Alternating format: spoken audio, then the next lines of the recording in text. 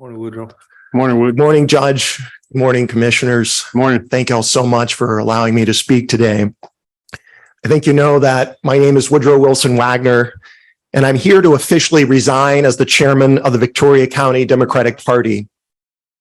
I want to begin by thanking each one of you for your thoughtful condolences after the death of my father. This has been an extremely difficult time for my family and I, and your very kind sentiments definitely have elevated our spirits. My daddy loved Victoria County, and he and my grandfather and uncle literally helped build this community. Daddy didn't define himself as a Democrat or Republican. Rather, he was a proud American who served in the U.S. Navy during the Cuban Missile Crisis and the Vietnam War.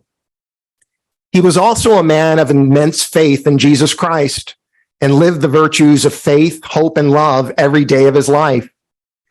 Daddy was more interested in being a good citizen rather than being a good partisan.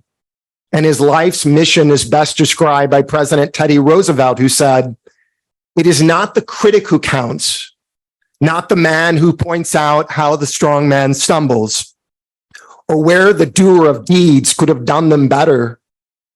The credit belongs to the man who is actually in the arena, whose face is marred by dust and sweat and blood, who strives valiantly and comes up short again and again. And if he fails, at least he fails while daring greatly, so that his place shall never be with those cold and timid souls who know neither victory nor defeat." Like each of you honorable public servants, my daddy's soul was neither cold nor timid. And his greatest gift was teaching me to stay grounded in the virtues of faith, hope, and love, regardless of the chaos around me.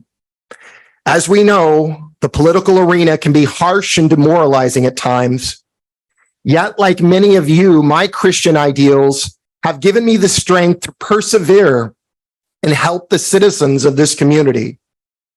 My faith in God and in Jesus Christ absolutely guides my political and public policy considerations. I make no apologies for this. This does not make me a Christian nationalist or a theocrat. It makes me an American public servant in the tradition of Woodrow Wilson, Jimmy Carter, and Ronald Reagan. When I was elected chairman 2 years ago, I sought to create a new political psychology for our party and our community. I'm extremely proud of the work I did to advance the causes and candidates of the Democratic Party. Yet Democrat is my party affiliation. It's just one of the many characteristics in my life. It is not the defining essence of my being. My allegiance is not to any party, politician, or political philosophy. The most important things in my life are my faith in God, my family, and the welfare of my community, especially the underserved citizens. I absolutely refuse to take cult-like oaths vowing to never vote for a Republican under any circumstances. I have no regrets for supporting Commissioner Ort's campaign and convincing as many humans as I could to vote for him. Boycotting the electoral process just because a candidate has an R next to his name seems to be the antithesis of active citizenship in a democratic republic. Politics is not a zero-sum game. Not every Democrat is always liberal, and not every Republican is always conservative. One party is not all good, and the other party is not all evil. Labels make great bumper stickers and campaign ads, yet they oversimplify and disregard the distinct American experiences that each of us bring to the table. Unfortunately, everything I've just stated seems increasingly incompatible with the current trajectory of the Victoria County Democratic Party. For the past 2 years, I have tried to focus efforts on local civic engagement and align the Democratic Party with the actual concerns and priorities of actual humans in this community. Yet some of the folks in our party don't want to expand by reaching out to conservative and moderate citizens. Some castigate anything or anyone faith-based. Some only want to gather together with like-minded humans and talk about how right they are and how everything that the Republicans do is evil. Some claim to promote diversity, equity, and inclusion, yet only through the lens of their self-ordained purity test. Some wear their discontent like a badge of honor and take pride in being malcontents, insulting, and uncouth. Some think their wealth, privilege, and number of likes they get on Facebook entitles them to be worshiped and feared as they manufacture fake outrage to gaslight, and manipulate anyone who crosses them. Some seem less interested in winning elections or formulating and acting public policy and more interested in being right. Some have suggested that I do not speak or act like a, quote, real Democrat because my views don't align exactly with theirs.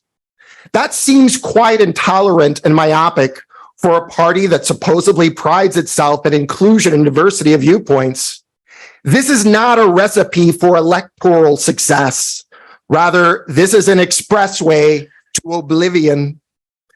That being said, I think there are some very good folks in this county who understand the political realities in this county and know that they cannot shame the populace in converting to their cause. Some indeed realize that this is not San Francisco or Marin County or New York City or Hollywood, and it never will be. No matter how many MSNBC talking points various radicals regurgitate. Some understand that this is Victoria County. And just like my daddy, my grandfather, and multiple generations of my family, I am extremely proud to live, work, and serve here. Some understand that this is a very conservative, faith-based community with proud and perhaps flawed citizens who will never fully measure up to the hyper-partisan purity test of the extremists. Some realize that prayers are welcome here. Faith-based initiatives thrive here, and God's mercy and love abound here. Some understand that successful political parties and politicians in this community were successful because they met the citizens where they were, instead of embarrassing and shaming them to something they are not.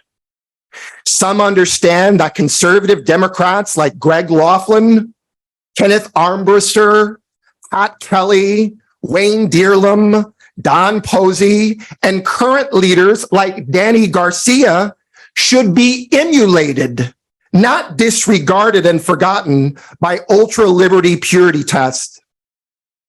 Some know that we need more Danny Garcias, not less.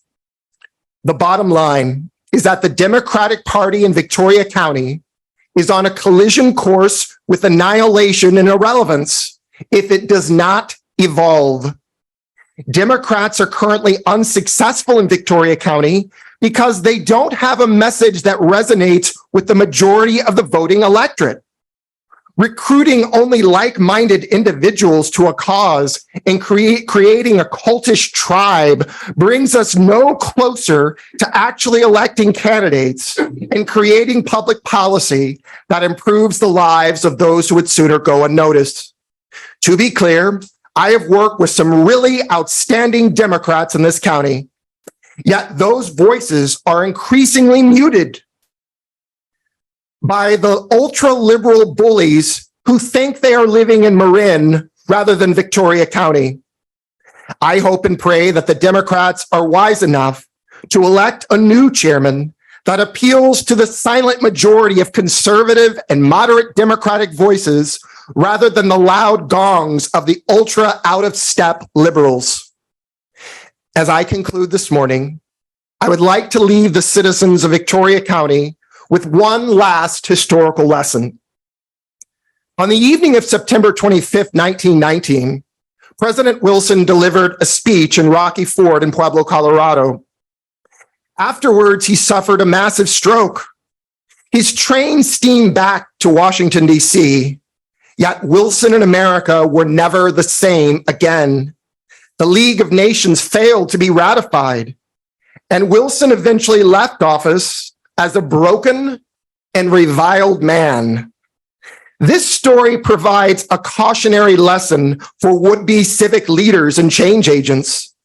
Despite being one of the most knowledgeable and political minds of his time, Wilson's passion to educate and inspire the nation failed because he pushed himself too hard. His assertion that the right was more precious than peace was noble, yet too many folks were blinded by their exclusive tribal devotions and were not ready to embrace a new political psychology that transcended ego and self-ingratiating ideology. Wilson painfully learned that the nation was not a classroom.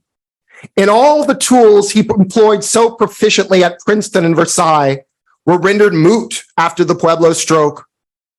Ultimately, Wilson literally exhausted himself to death.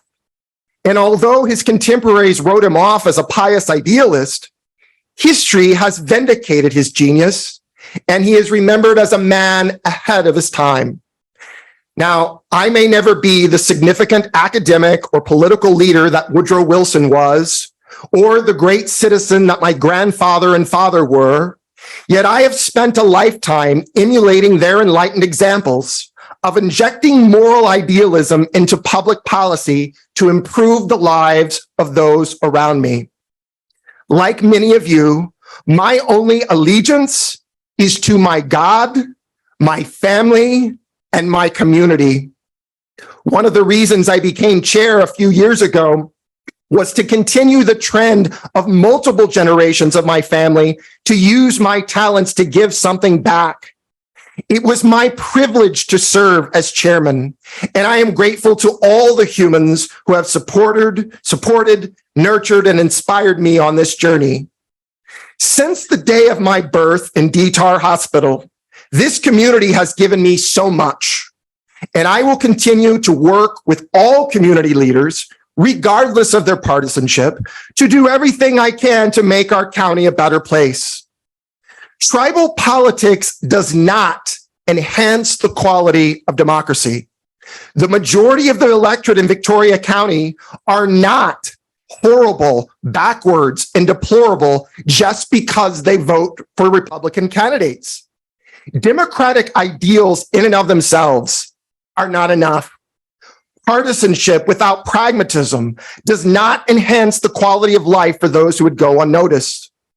When are we going to break the cycle of cynicism and sticking it to the other side with the name-calling, stereotypes, and hyper-partisan talking points? I think we can, and I'm hoping that the great people of this county, regardless of their political affiliation, are ready to forge a new political psychology. As for me, it's time to leave the stage and engage in new arenas to serve the citizens of this community. May God bless Victoria County and all those we lost on September the 11th, 2001. So say we all.